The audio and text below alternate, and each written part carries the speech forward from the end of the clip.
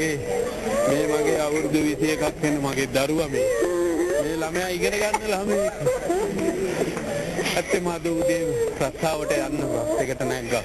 ඒ රස්සාව කරනින් ගමන් අතර බාහිර උපාධි ලියන්න පන්ති යනවා මෙයා. ඒ යන අතරේ ඊයේ නිවාඩු නිසා අපි දෙන්න බලන්න බෝඩිමෙන් ගෙදර ආවා. අපි දෙන්න බලන්න. ඒ ඇවිල්ලා අපි දෙන්නත් එක්ක සතුටෙන් ඉඳලා සන්තෝෂෙන් ඉඳලා අද උදේ බස් එකට නැග්ගා. ඉතින් හැතම්මක් එන්න බැරි වුණා මෙයා. මේ ඇත්තෙම මේ බෝම්බෙට අහු වුණා. මෙයා මේ බෝම්බ වලින් මෙයා වැදිලා තින්නේ මෙයාට වෙඩිල්ලක් වැදිලා තින්නේ. මෙයා මේ බස් එකෙන් පැනලා දුවනකොට මෙයාට වෙඩි තියලා වැදිලා තින්නේ.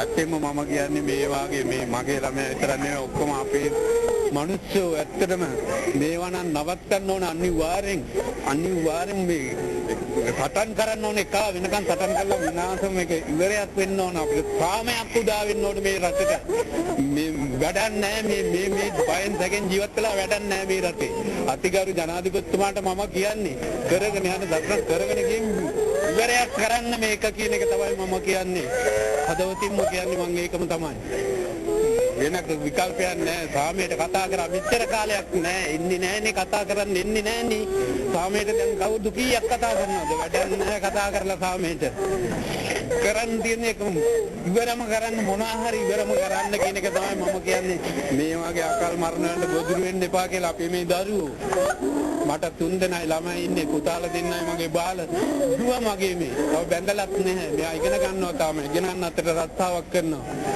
ඇත්තටම මගේ ගෙදර මලක් වගේ පණ වගේ තියාගෙන හිටු මගේ පැටියා මට අයිමුඩා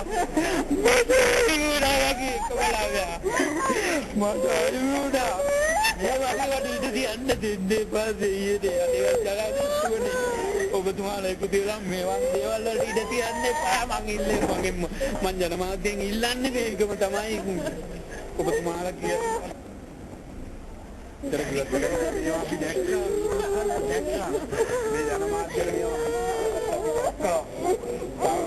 දුමක් නැහැ ගොම කනගා මට නැත්තලා ගෙදර බස් එකකට ගොඩ වෙලා විනාඩි 10ක් යන්න කලින්